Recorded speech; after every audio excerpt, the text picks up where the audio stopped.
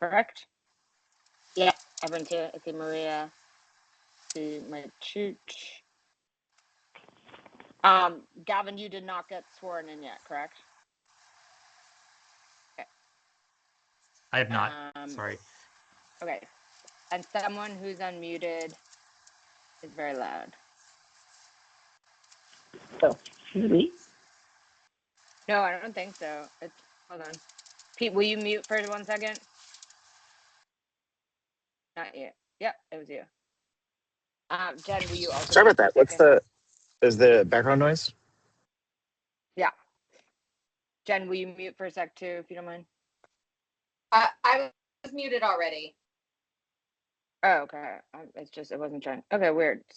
There's just some weird background. Okay. All right. So sorry for the delay.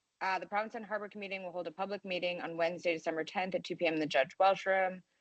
In accordance with Chapter 2 of the Acts of 2020, this meeting will be conducted in person as a courtesy via remote means. We have a quorum online. We do not have a quorum in the room. So if there's any technological difficulties, and there's not a quorum online, then we'll have to discontinue. But I think I will probably be the only spotty Wi-Fi issue. So if that happens, Mia, who's vice chair, will chair. All right, so if you'd like to join, you can click the link on the agenda or dial in by phone, 857-327-900, phone conference ID 513-061-299#. Please note that while an option, okay, I already did that. All right, first up is public comment. I don't see anyone online who is not supposed to be here. Sorry, first up is attendance. Sorry. All right, so present for today's meeting is Mia Kliggett-Perlt. Here. Maria Morelli. Yep. Hi. Laura McCloskey. Here.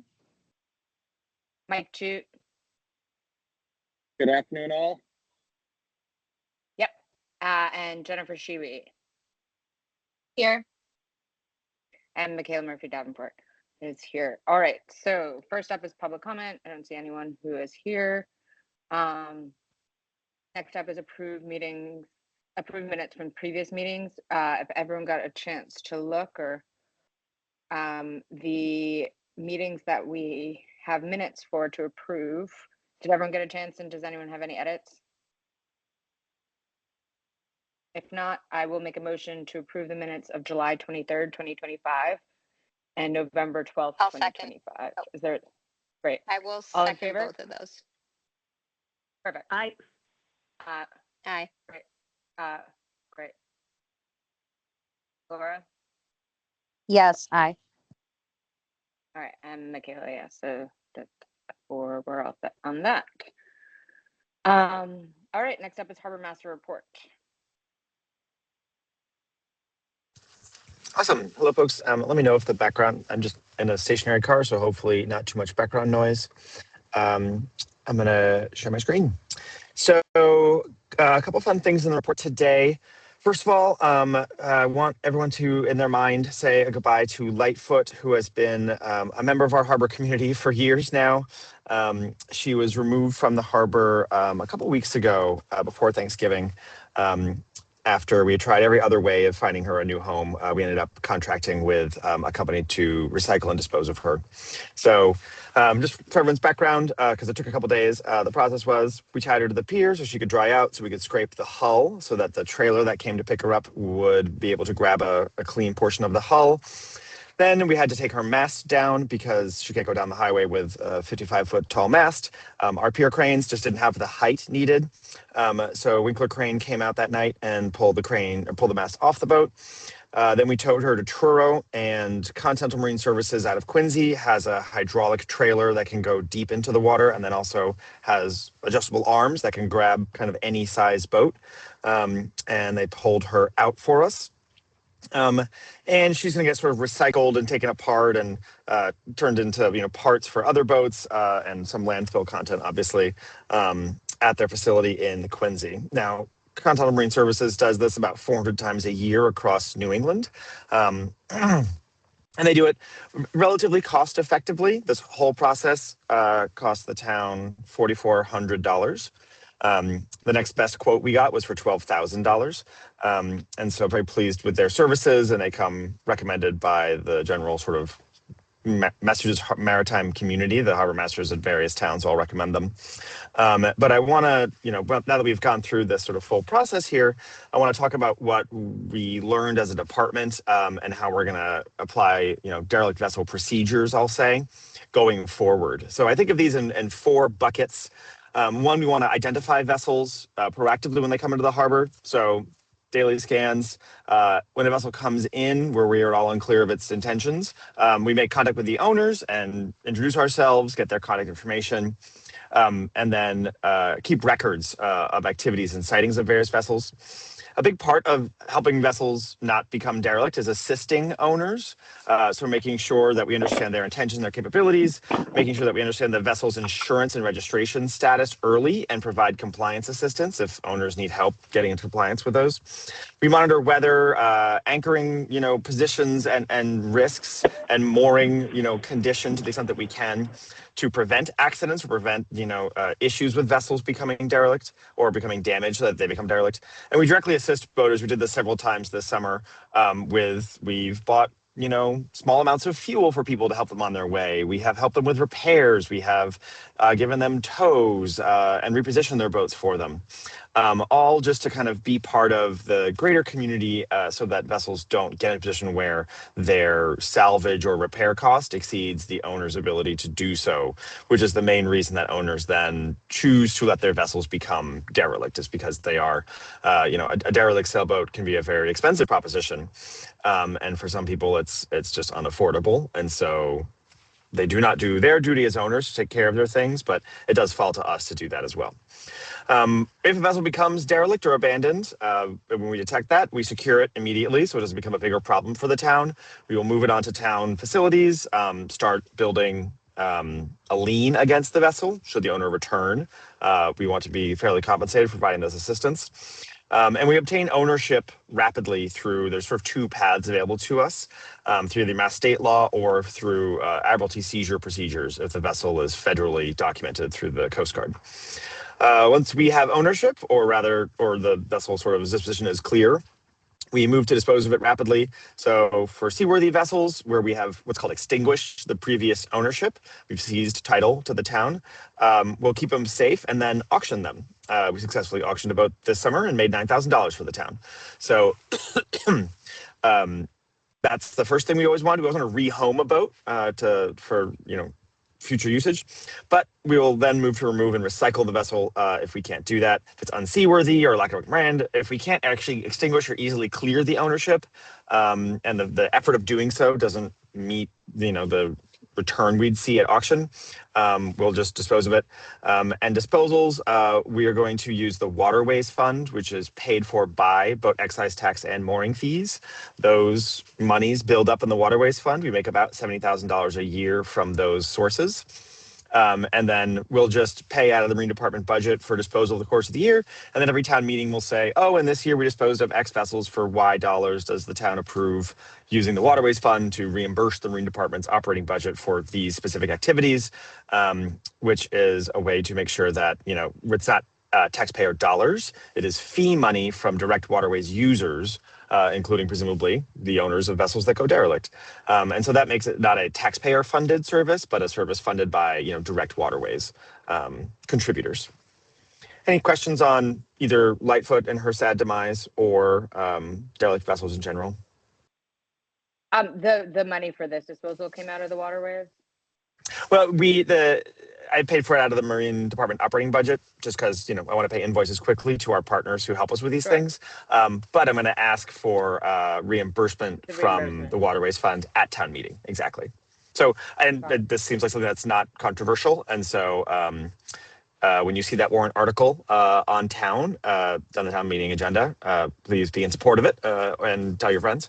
But this is how several other towns do it, and it cleanly aligns, costs of providing the service with the revenues we raise from the service. So,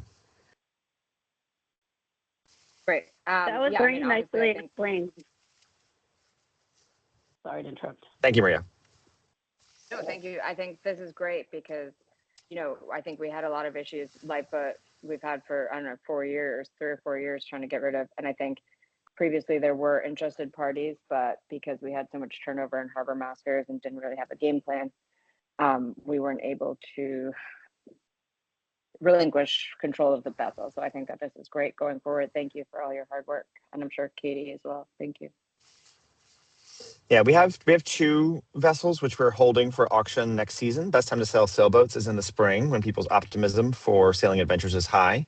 And so we have 2 small white sailboats which are seaworthy, and we're going to spend this winter obtaining ownership of them to extinguish previous owners so that we can sell them. So you'll see, marketing and ads and we'll send emails out about this. We'll try to, we also obtain a lot of like kayaks and dinghies and other sort of small vessels that aren't typically formally registered. And so we're thinking of having like a spring boat sale at the department. So come down and get a kayak or get a dinghy or buy a whole ass sailboat. So and the larger boats will auction, but depending on quality and quantity, it may be a, first come, first serve for the smaller boats. Great. Do you have any other harbor master report? Just a quick update on the harbor survey that we performed. So here were the goals of the survey. In the timeline, survey is complete and we have the data. So here's what the little survey boat did from the Center for Coastal Studies. It drove over the harbor towing this $150,000 side scan sonar. The results are fantastic, frankly. And so let me switch to my GIS viewer to kind of take you through it. So here is Provincetown Harbor. We'll turn on the side scan first. Actually, we'll turn on bathymetry first. So we get a couple cool pieces of data from this survey. The first is this false color, but highly detailed depth map. So red is shallow and blue is deep. And we can see depths very precisely throughout the anchorage and mooring fields. Interesting areas here, you can see the dolphin fleet boats. When they back into the pier and leave the pier, their propellers create these interesting kind of little hills in the floor here. Perfectly normal results of propeller wash in the navigation channel. Not an issue, but it just really pops on the depth data. And you can see similar propeller wash results from the ferry terminal docking area here, where their thrusters create propeller wash. Before the breakwater was built in the 70s, there was a main channel dredged straight out from between the 2 piers, and you can see the remnants of that main channel here. This data is so good, or rather the Center for Coastal Studies reports that they were able to get such good data that they are going to write a paper about how this survey technique exceeds what NOAA can provide, what the government survey technicians provide when they make nautical charts for the nation. So the NOAA charts might be improved by this additional technology. But beyond the bathymetry, what we really are interested in is side scan data. And so this is a technique of taking pictures of the seafloor with sound instead of with light. And what it does is it shows us where everything is very precisely. So I'm zooming in here. These rectangular square things, these are mooring blocks sitting on the floor of the harbor. And if we zoom out a bit, you can see here's the mooring field behind the breakwater. We can see every individual mooring block. Sometimes there's 2 blocks, right next to each other or chained together to make a stronger mooring. And that just pops through absolutely clear as day. And you can see the chains on top of these blocks. And this is extremely useful because previously, to know where moorings were, we had to rely on the data collected by the permit software, which is only as good as the data that people put into the permit software. And so here, the Center for Coastal Studies technician went through and individually labeled each sonar target with its location. And so we then overlay this data with our existing permit data. These red dots are where we have permits, and the gray dots are everything else that's down there. And so there's a big divergence between, like, there's 4 or 5 moorings here that we don't have a permit dot over them. And so this really helps us just create the one true record of where things are. It would be like having, the assessor's office in town has all this data on where people's homes are and parcel data with structures. But if you couldn't see inside the property, right? So you had to just guess where the properties were and guess where the structures were. It'd be very hard to actually know for sure where things were, and to cite additional properties would be nearly impossible. Now we can dramatically improve the density and safety of the mooring field inside the breakwater. And we can help the mooring service company in town with their operations as well. The Coastal Studies also reviewed all of the eelgrass in the survey area. And so let me turn off the vector data for a second. So your green lines here are eelgrass beds. And so where the green line is solid, that means the eelgrass stops at that line. Where it is dotted, it means that the survey ended, but the eelgrass presumably sort of continues in that direction. It's not the edge of the bed. A couple interesting things pop out at this. If we overlay our sonar targets, we don't have that many moorings in the eelgrass. Moorings, because the chain can, the style of moorings in our harbor, the chain can drag on the ground and damage the eelgrass. So there is concern about siting moorings in eelgrass beds. We don't have a lot of moorings in eelgrass. This area over here is, however, to the sort of, east side of the breakwater. This is a traditional anchorage where boats come and anchor for sometimes long periods of time. The anchors do damage the eelgrass, and so that's an area we might consider installing eelgrass safe moorings. The only area where we might also want to do that at scale is inside the mooring field between the Coast Guard Pier and McMillan/Provincetown Marina. And the reason is, if I zoom in here on these moorings, you can see in the data evidence of eelgrass scarring. So you see the mooring block here, and then this area where there's no eelgrass around it, despite it being surrounded by a dense bed. That's because that mooring chain at low tide drags on the seafloor all around that mooring. And so if we add up the area where we see eelgrass scarring of that nature, it could be a significant area where we could improve the habitat and counter erosion and make a lot of great benefits for the harbor by installing moorings, eelgrass safe moorings, of which there are several types available. And crucially, there's also grant money available to help with those installations. And so my office is now reaching out to organizations that have successfully done this in other harbors and putting together some pilot projects for doing the same in our harbor. An interesting eelgrass pattern on the harbor is this is the boat slip. This is Maria's desk right there at the edge of the boat slip. And if you see this area here where there's no eelgrass, that's the remains of the old Central Street Wharf, which was, I think, destroyed in the 1898 gale, which destroyed a lot of the wharves in town.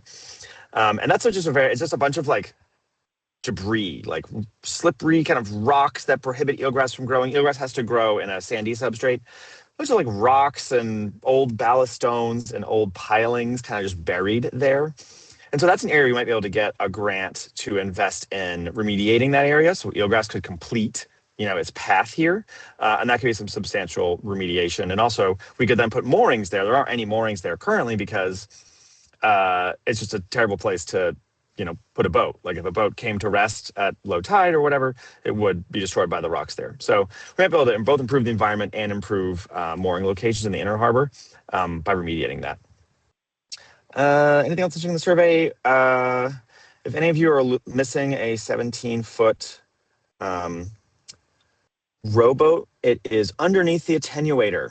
So we found a couple shipwrecked boats in the survey as well. It appears in both our high frequency and low frequency scan. So we found a boat there. Anything else or questions on the survey?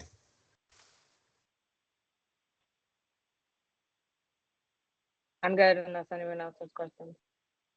No, that was really cool. Thank you. Certainly. This is town data, which means it's public data. So I've loaded this data on the computers at Flyers Boats so they can overlay their mooring locations with our permits with the actual locations of the mooring blocks. And so we're working with Flyers over the winter to harmonize all of this. And then we are actually switching as well from online mooring, the current mooring permit portal system, which had very few adherents or fans, frankly, to a new program called LinksLog. And let me see if we went through a whole evaluation process. We kind of looked at all the things that we were trying to track across the pier and the harbor. We reviewed a ton of different features and wishes we had for mooring systems. We then carefully examined 3 different sort of categories of solutions: the status quo, a competitor called Dakwa, and this is the name of their LinksLog. Mooring Info is the product, LinksLog's the company. And then we found that LinksLog/Mooring Info let us do everything we wanted to do for, and this actually is, they gave us a slightly cheaper price for basically the same amount of money. And we actually anticipate saving a lot of staff time, both and also user time. Like the people who have to get mooring permits will be able to do so much more easily. And crucially, Wellfleet, Chatham, and Barnstable all use LinksLog and Mooring Info. And we can share data with them about boaters, about, issues, about all sorts of stuff. It makes data portability much easier. And so we are excited to implement this software very soon. We're actually going to sign the contract as we speak. And then we'll be able to import only good mooring permit location data, because we will connect it back to, every time we get a mooring permit, we'll make sure we'll go find the actual mooring block on the harbor floor and say, great, this is Maria's mooring. Here it is tagged on the harbor floor. Here's the permit. Here's the Flyers data. All this data is the same. Now we have a very well managed mooring field. The Coastal Studies Survey was performed thanks to the generosity of you folks who released funds from the Harbor Access Fund.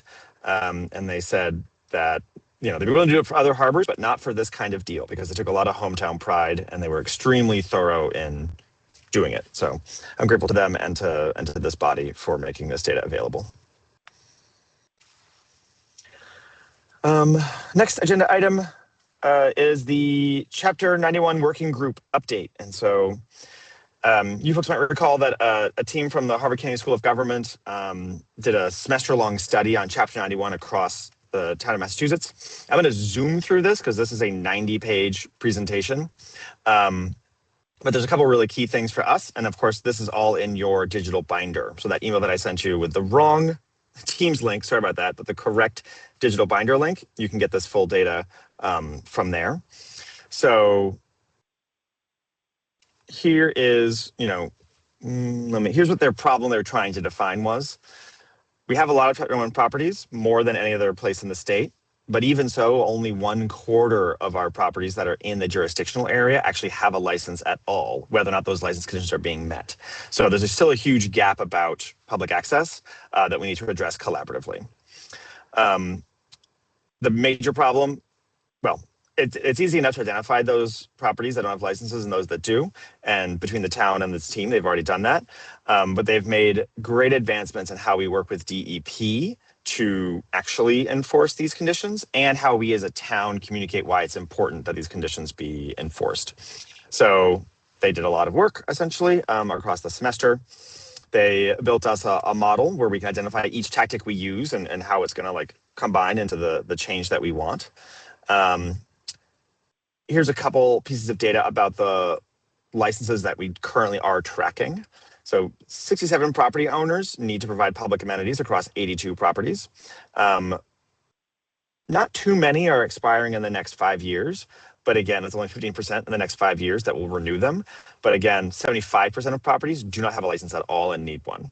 So as the Harbor Committee is the group responsible for kind of reviewing new applications, we hope this effort will soon both make sure that every license renewal goes smoothly and that the Harbor Committee's views on what there should be there are incorporated, but that we hope to actually be funneling a large number of new applications to you folks in the coming years because of this effort. So all this is to say is there'll be a much more robust Chapter 91 sort of posture going forward.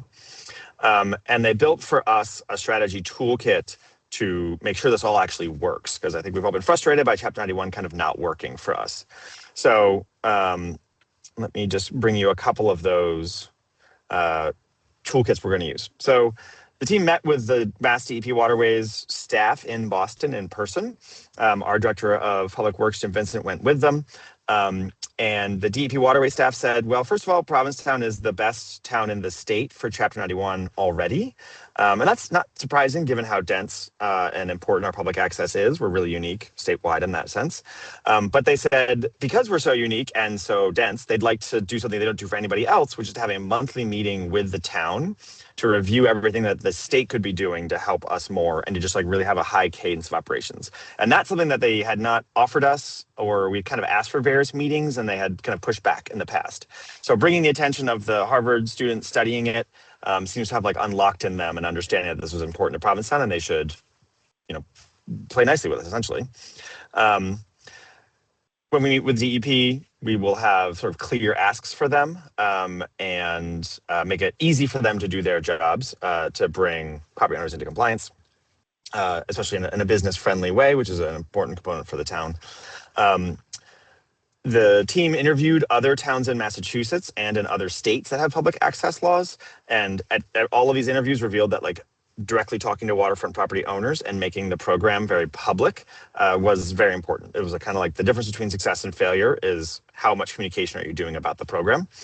To that end, we have a survey that we're going to send to all Chapter 91 jurisdiction properties, asking the owners their thoughts on the program, how aware of it are they, what would be helpful to them in making the program better, trying to be how can we assist you as a property owner?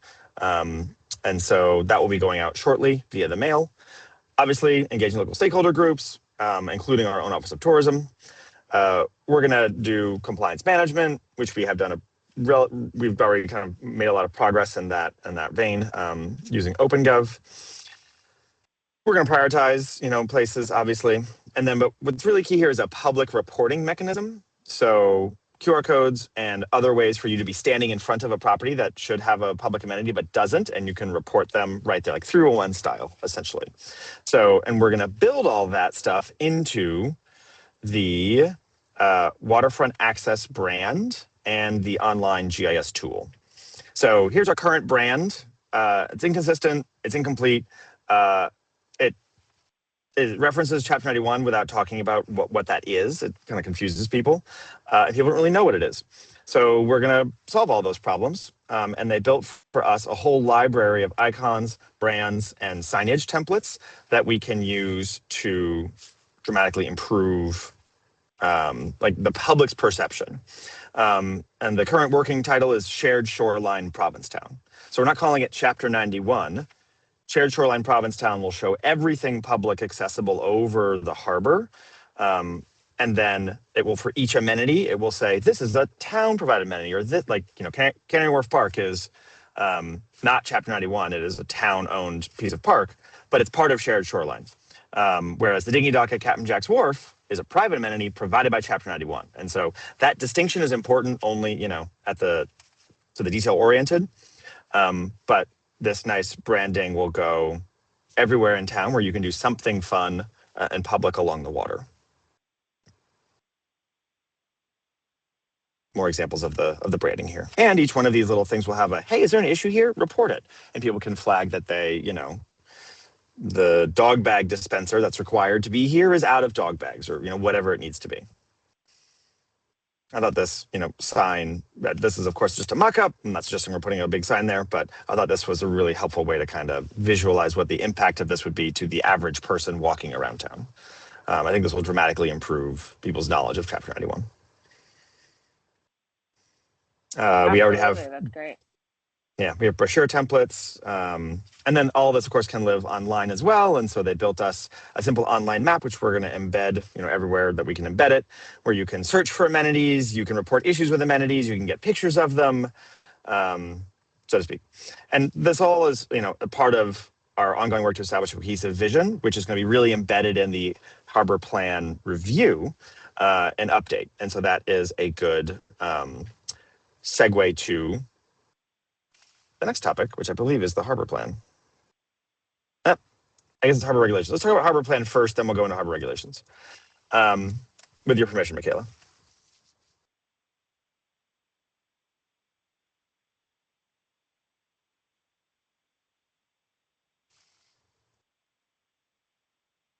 Michaela, if you're speaking, you're on mute. Sorry, I just said, Gavin, I know you're not a member yet, but if you would like to participate, you're welcome to.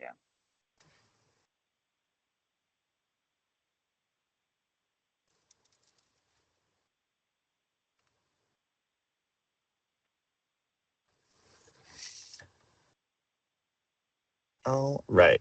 So in your digital binder, and we're also, thanks to Katie and another team member's help, we're making physical binders with all these things in them, and we're going to distribute them to you folks either via mail or we'll hand them off to you in town. In your digital binder, you will find copies of the 97 harbor plan, just for maybe historical interest, and the current one. And we would like to set up essentially an ad hoc working group on reviewing the harbor plan to start in December and come meet with me, and can be remote, can be in person, to kind of go through it all together and then identify, subsections that require, like, we'll kind of prioritize which sections really need to be updated and which sections are just less important. And so we can go through them in priority order. The plan is several hundred pages long, and has a large number of recommendations for what the town should focus on and that DEP reviews when they grant Chapter 91 licenses. So, kind of pulling it apart into bite-sized chunks is going to be important. And I'd like the working group to start kind of meeting, we'll say monthly, and providing regular updates to this committee going forward. So, Michaela, I think this comports with something that you and I have mentioned, but wanted to get your thoughts and feedback on that too. Yeah, I know Marty does not have the bandwidth right now to be on a committee, but maybe you could touch base with him before, because he has done certainly. kind of a significant amount of work on just which are the more priority areas. And so to get his input on an ad hoc committee. And then also, I think, great, all the people who are on committees, but I think that there's definitely going to be sections of this that would be great to bring in people from outside the government. Certainly, and I think that's kind of the beauty of it being a committee ad hoc, is that it doesn't. We don't have to swear people in. They don't have to commit to. They can kind of come in and share their experience, expertise, and take pieces of it, but it doesn't have to be, kind of limited like a committee is. And so, why don't we also, if anyone has any suggestions, so you mentioned Marty, I'll get that down. Are there any other suggestions for folks or groups I should reach out to initially as part of this effort? I'm going to stop sharing for a sec. Studies. Laura Ludwig with her beach cleanup. She was on the harbor committee for the last one. Obviously Malcolm and Noah.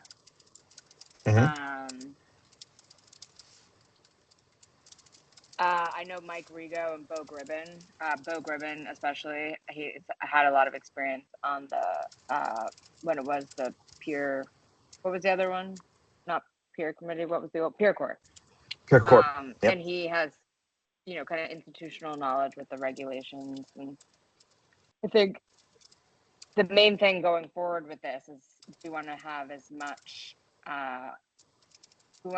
context for things that we can apply for grants for. Also Chase Heffernan, who owns Coyote Kayak, not just for the kayaking aspect, but I think saunas are something that, we now have one on the harbor in Provincetown, but I would like to see a lot more of them when you go up the coast, like on the western coast and northwestern Canada. Like they have saunas in every community. They're a great thing for mental health. They're a great thing for physical health, and I think that we should have more of them in the town. And maybe this would be an opportunity to get. They're expensive to run, so this might be an opportunity to get grants for them. Cool. Love that idea.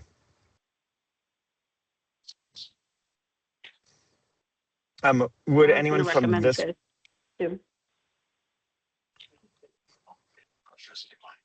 That was it. I was going to recommend him too. Awesome. There's going to be a similar ask for people when we talk about the harbor regulations, because we're creating a working group on that topic as well.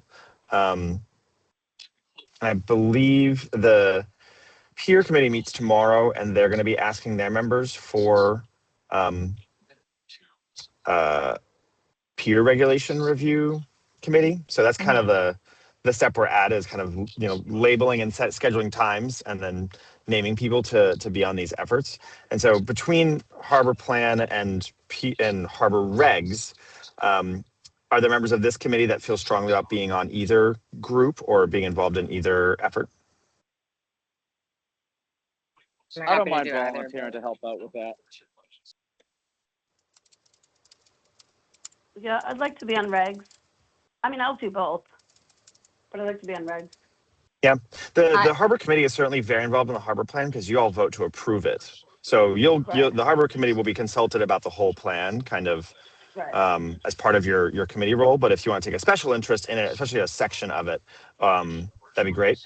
And then same thing with harbor regs. So I would as well, just since 99% of my spent the water out there. And yeah, and Mia, was that regs, management plan, or both? Oh, for Jennifer, for both. Oh, sorry, Jennifer. I'm looking at the light thing lighting up. Great person. Okay.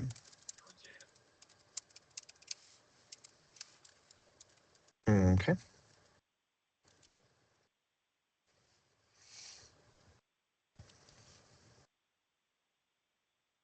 Pete, this is Gavin. If I get voted in, I will go wherever you need, wherever the group needs me. Thank you, Gavin. Sorry, I don't know if you guys can hear. Go ahead, Laura. Yeah, now we can hear you, Laura. I'll take a section of the regs also. Awesome.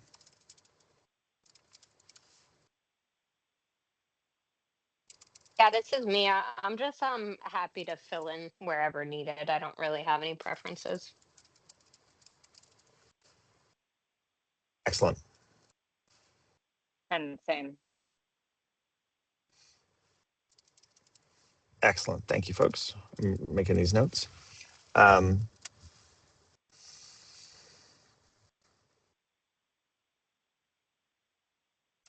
Okay. That and one thing about sort of if anyone has a particular interest in moorings, mooring fields, or mooring field design, or mooring regulations, I would welcome like a subcommittee, I guess, at this point on that topic specifically. And I would also like to gauge the group's interest in establishing like a mooring decision appeals process. What I mean by that, there's likely to be a scenario in which we create mooring regulations that require people to do XYZ thing with their mooring, or to someone might be not complying with the regulations and therefore they have to give up their mooring. And I would like, because it's a community of people who use the moorings, I would like, if someone has a disagreement with a decision that I or a staff member makes in applying the mooring regulations, I'd like them to be able to appeal, if they feel strongly about it, to appeal to, the harbor committee or the moorings appeal board or something, and make their case, and then have the committee vote to break the tie, so to speak, on types of mooring disputes. We have a lot of history of members of various families and, people inheriting moorings and friends who've helped each other for years with fishing, transferring moorings. There's a lot of mooring related things that have been happening via custom that are not anticipated by our current regulations. And of course, we're going to be able to update the regulations to anticipate those. But I think there always will be cases, like there is with any system of rules, where we'll want an appointed body to kind of be the guardian of the whole community in that sense, versus me just like, trying to interpret the regs myself and then making rulings that change people's, lives. I think So that the I harbor would like help with committee that. is the best. I think the harbor committee is the best avenue for that, because to create another board that can actually adjudicate anything, it would have to be a whole process.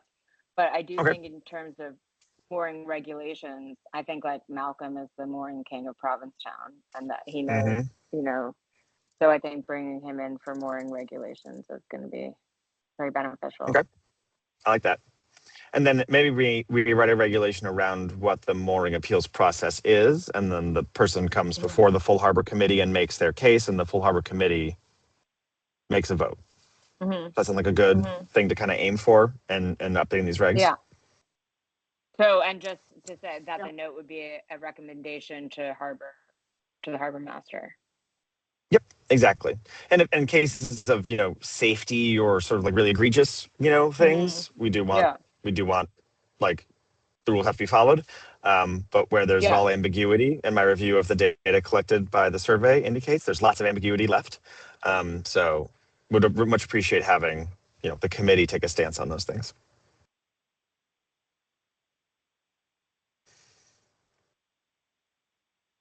All right. Anything else on either of those topics?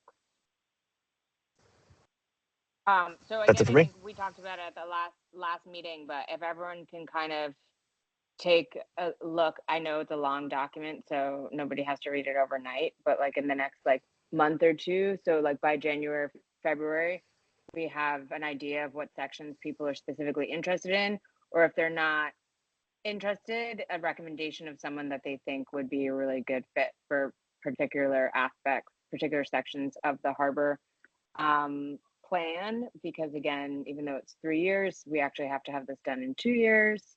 And we need to be thinking of, the next 13 years when we're doing this, and not just because this is a 10-year plan. But it'll have to go to the state. So I think we need to get it in like a year early for it to actually come into effect.